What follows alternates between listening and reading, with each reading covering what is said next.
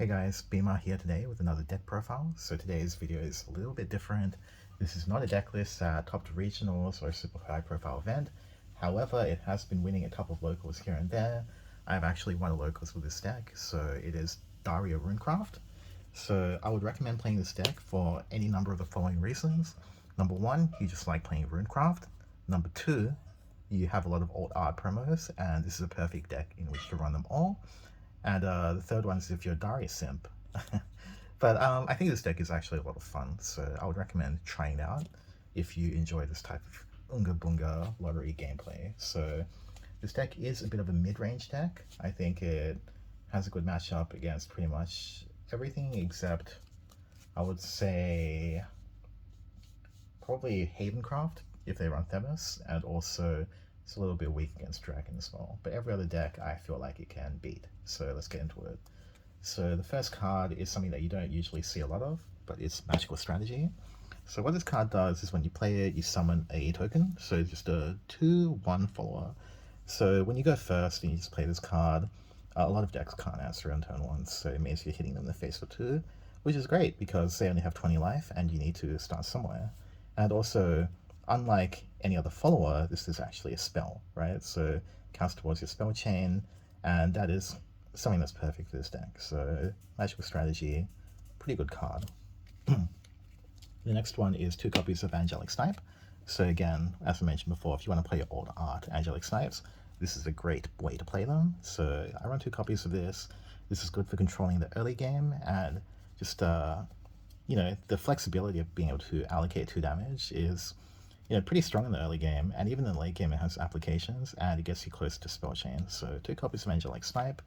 We do also run 1 copy of Angelic Barrage, so there's a lot of situations where randomly is quite useful. So for example, if they trade and then their follower has 1 HP, or Sword where they always go wide, or against Forest where they play fairies and you just crush them with this. So I think it's good, especially because you can search it for the situations where you really need it, and it only costs 1 mana. So in some matchups, you know, you would love to have like 3 of these actually, but we just run 1 because we don't want to overexpose ourselves to the bad matchups like Haven and also Dragon, right, where it doesn't have quite as much use. So the next card is Rwind. So that's probably the weakest card in the deck, I feel, but it can be good situationally in certain decks. So for example, Dragon playing like Ayala, for instance, and then you just play this and you bounce it to their hand. A lot of the times this can actually, you won't have the spell chain 10, right? But the way that it works is that you're getting tempo. So effectively, if you play this in certain turns, they're not necessarily going to want to slam it the next turn. So for 2 mana, you're usually trading up in mana, which is good when you're playing a tempo deck. So it is cuttable, by the way, but I also think it's definitely one of the weaker cards in the deck. The next one is 3 copies of Craig. This card is insane. So basically, it fixes your hand and it draws you cards. So this is very useful because with this type of deck, first of all, you want to get spells in the grave. Second of all, you want to draw Daria. So this card does both very expertly. And then when it evolves, it basically lets you do the same thing again. So you draw a card and then you discard a card. Also, this card fits into your aggro plan. So yeah, you can just kind of go face with this card, or you can trade. And it has Rush, right? So yep, it's definitely a pretty good card. This card, Penguin Wizard, as everyone knows, this is like one of the strongest cards for Runecraft in Spellburst. So because it has a pretty strong stat line, nothing kills in 1/4 early game, and especially when it evolves, it becomes 2/5, which is even harder to kill. So sometimes you get some really funny situations where this effectively becomes Albert. So you play this, you attack their face for 1, you evolve it, and then you attack their face for 2. So it just does 3 damage, and because this HP line is so high, they can't actually clear this very effectively for a lot of decks. So yeah, Penguin Wizard, definitely a very good card. And then of course, you actually have spells, you can just use the effect and you can cycle your hand. Next one, as expected, 3 Trail of Light. So Trail of Light, when it's discarded, you draw another card. So this works with Craig, it works with Penguin Wizard, it works with Daria actually. So when your hand is already good enough, you usually just hold this so you can discard with Daria and then you get an extra draw at the end. So yeah, definitely a very good card, lots of synergies in this deck. Arguably Spellburst and Dragon are the cards that make use of this, the decks that make use of this card the most. Next one is Fire Chain. So because of the early game and how it works out, a lot of your followers have 2 attack or 1 attack, And so it's very likely that while they're trading with this, their followers like, you know, end up being on 1 or 2 HP, and you can use this to like clear 2 followers or even 3 followers at once. And in general, basically 2 mana to do 3 damage. It clears basically every 2 mana follow in the game, including the evolved forms. So Fire Chain, very good. Sometimes you bring back Melon as well, and sometimes you go search it. Generally speaking, good for controlling the board and maintaining the face aggro plan. And then again, 1 copy of Demonic Strike. So this is alt art. Once again, if you manage to pick 1 art from regionals, for instance, this is a right deck, you know, for you to be able to use that in. And then 3 copies of Melon. So this card, it has a lot of different uses. Sometimes you'll search like Angelic Barrage. Sometimes, you know, if your hand is not really coming together, so for example, you need Daria draw, you might search face hand, or you might copy face hand with the evolve effect.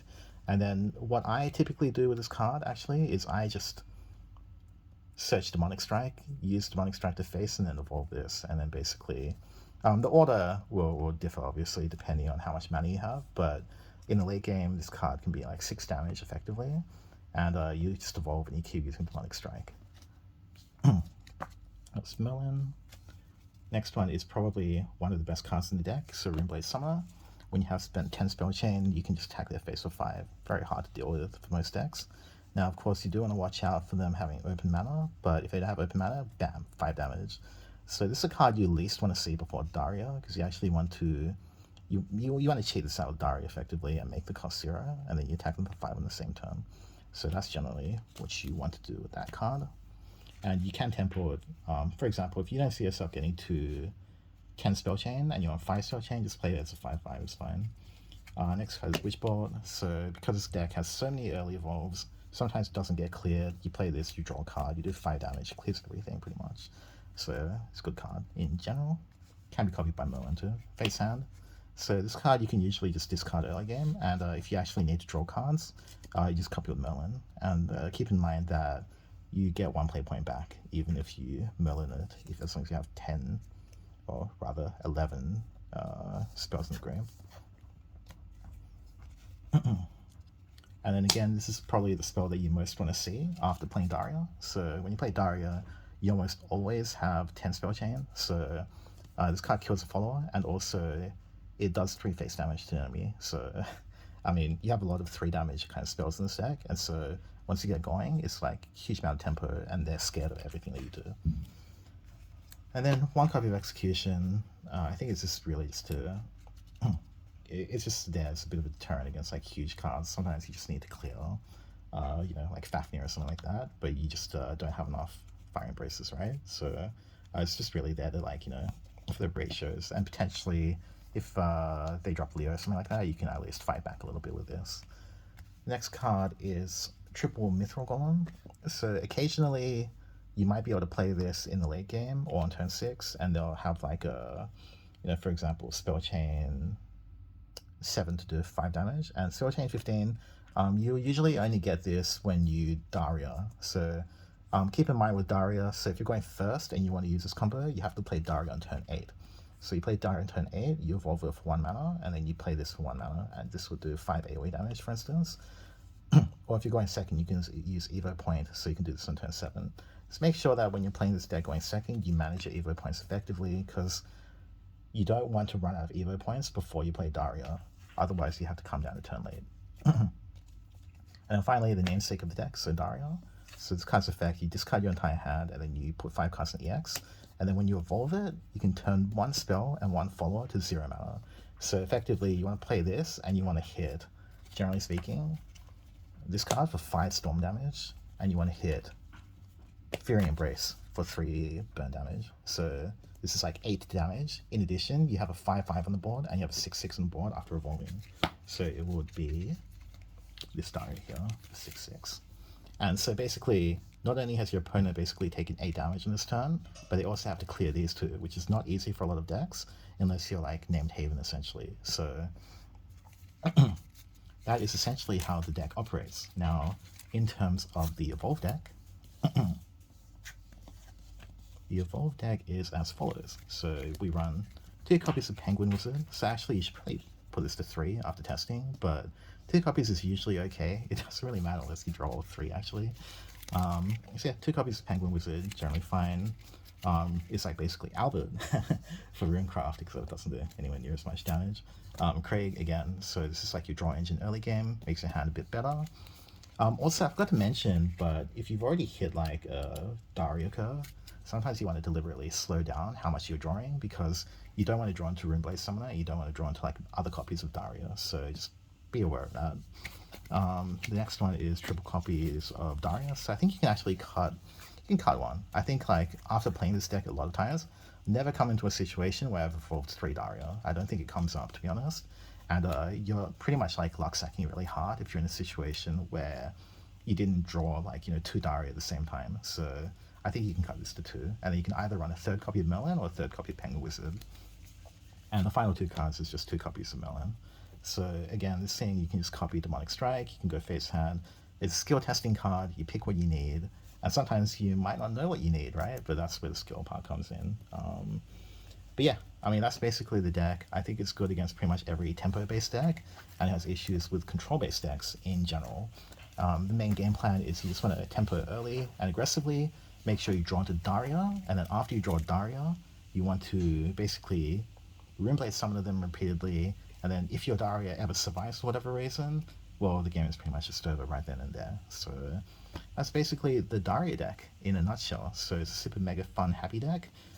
Especially if you're a Runecraft player. I think this is a little bit different from my usual videos because some people might call it a meme deck, but at the local level, it's a lot of fun, and you can definitely steal wins away from even the best decks in the meta. So that is Dario Runecraft for you guys.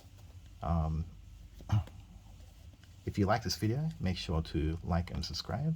There will be more content in the future for both competitive decks and fun decks. So make sure to leave a like.